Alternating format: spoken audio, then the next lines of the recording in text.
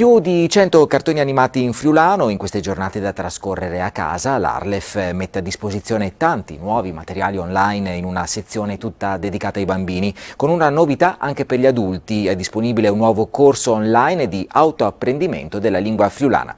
Natascia Gargano. Alle un chian! Wow! Alle un chian! Io per voi! Non è un peluche, no mo?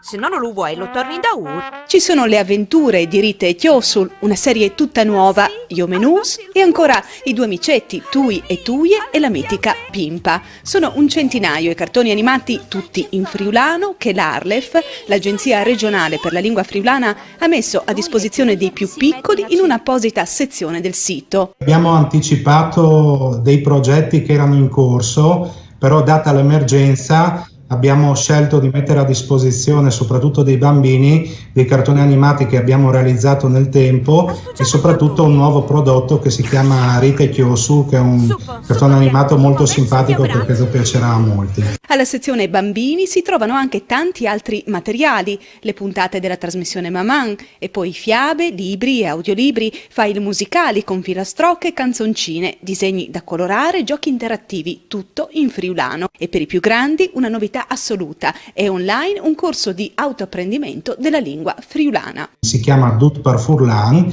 con 20 lezioni, sono pensate anche per chi ha solo una conoscenza passiva del friulano o solo una conoscenza di base, e può essere molto utile anche a chi parla il friulano però non lo sa scrivere. Quindi, approfittando di queste giornate in cui si è costretti in casa, ecco, questa è un'iniziativa interessante, anche questa in cantiere l'abbiamo anticipata. E ultima cosa molto importante, ha moltissimi file audio anche con opere letterarie.